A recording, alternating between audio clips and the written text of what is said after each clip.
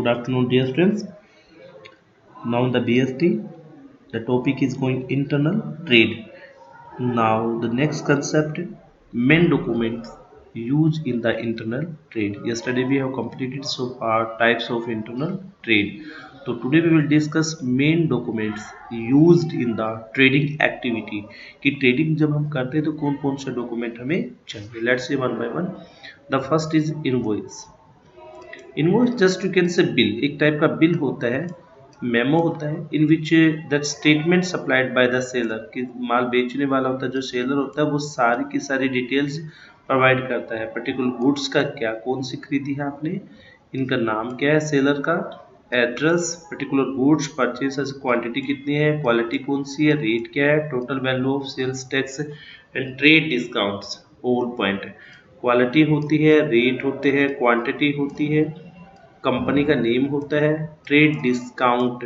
Trade discount की कहीं पर एंट्री नहीं की जाती बट इसको केवल इनवॉइस में ही शो किया जाता है। तो this are the invoice show in the bill, just like a bill, एक बिल की तरह होता है। इनवॉइस में जस्ट ए बिल, एक बिल होता है। Wherever we purchase the goods from the seller, जब हम दुकानदार से माल खरीदते हैं तो सारी बातें में बना के देते हैं।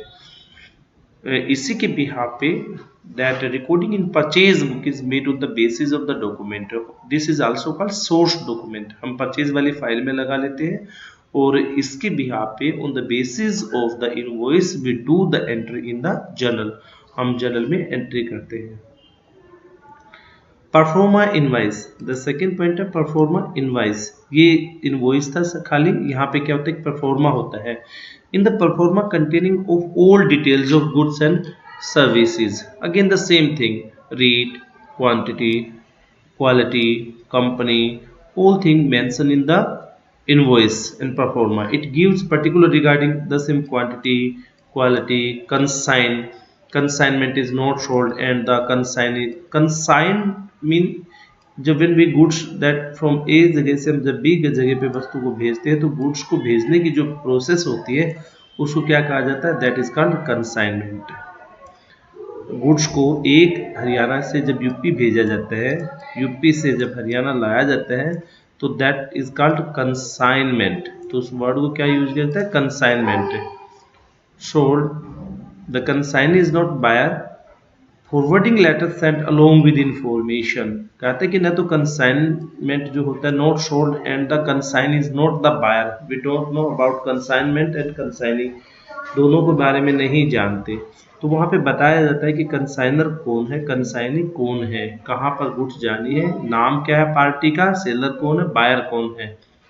साथ में एक लेटर भी लगा देते हैं, उसको बोलते हैं forward letter along with information. It is also known as interim invoice भी कहा जाता है इसको। Take care, interim invoice. The particular contained in a performa invoice are liable to change once the final invoice is made. जब एक simple performa invoice बन जाता है तो that to change once final invoice is made, उसके behalf पर final invoice बनाया जाता है। Next term already you studied in accountancy, debit note and one is a credit note. जब हम माल खरीदते हैं तो क्या एंट्री करते हैं, मीन समथिंग विद, सौरभ से माल खरीदा तो क्या कहते हैं, purchase account debit to Saurabh से खरीदते हैं। तो सौरभ के अकाउंट को फिलहाल क्या किया है, क्रेडिट किया गया है, बट बाय चांस एक लेटर होता है seller stating that his account has been debited by the mention amount, कि अभी तो अकाउंट को क्या किया, क्रेडिट किया है, ये डेबिट होता है क्रेडिट होता है। लेकिन सौरभ अगर 200 रुपये का माल क्या कर देता है, वापस भेज देता है, तो इसके अकाउंट को कभी भी यहाँ करेक्शन नहीं की जाती अकाउंटिंग में। तो purchase account debit to Saurabh किया, यहाँ पे क्रेडिट है, तो इसके अकाउंट को 200 रुपये से क्या कर दिया जाता है, डेबिट कर दिया जाता है। और जैसे उसके अकाउंट से 200 रुपये डेबिट मतलब माइनस कम कर दिए, 1000 का खरीदा था तो कितने रुपए का हो गया, 800 का, और डेबिट कितने का हो गया, 200 का। तो एक डेबिट नोट प्रिपेयर किया जाता है। It is a that mention account with goods return here with, कि यहाँ पर गुड्स वापिस की जा रही है, उसमें क्वांटिटी लिखी जाती है, रेट लिखा जाता है, value and the reason for the return of a goods. 2 copies of debit note are prepared, एक तो भेज दी जाती है सेलर के पास और दोबारा एक कॉपी ऑफिस में फ्यूचर रेफरेंस के लिए क्या कर लिया जाता है, कैप्ट कर लिया जाता है। फ्यूचर में अपने ऑफिस में रख ली जाती है। Debit note also use for the seller और buyer rectify some other error. कहते हैं कि दोनों ही इसका क्या कर सकते हैं, बोथ कैन बी यूज, दोनों इसको यूज कर देते हैं।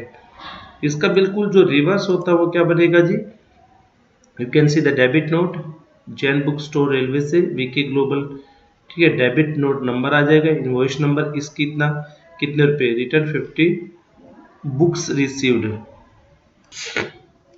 तो same debit note credit note, it refer to letter और note which is sent by the seller to the buyer. ये भी सेलर के थ्रू भेजा जाता है बायर को, to stating that his account has been credited, कि आपका अकाउंट इतने अमाउंट से क्या हो गया, क्रेडिटेड हो गया है। Claim that about goods return by him, credit note prepared in duplicate, one copy sent to buyer, एक बायर को भेज दी जाती है, and one copy is kept in office, एक कॉपी ऑफिस में रख ली जाती है। Credit note is also used by the both person, use to rectify, दोनों इसको रेक्टिफाई करने के लिए यूज कर सकते हैं। क्रेडिट नोट वीके पब्लिकेशन को भेजा है, जैन बुक स्टोर की तरफ से भेजा है, योर डेबिट नोट इससे क्रेडिट किया जा रहा है, रिटर्न गुड्स।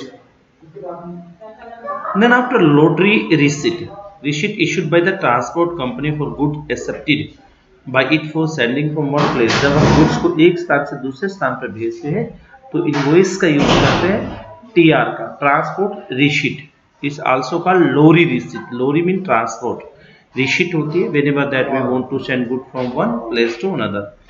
रेलवे, जब हम रेलवे पे जाएंगे और वहां से जो कंसाइनमेंट आया है मुंबई से वहां लेने जाएंगे तो हमें उसको चेक करवाना पड़ेगा, सर आर दिखाइए, then after we can take the goods, railway receipts होती है, sending from one station to another station. तो it was some documents we can use in the internal trading activity। One was invoice, performa invoice, debit note, credit note, and one is lorry receipts, transport receipt or railway receipts।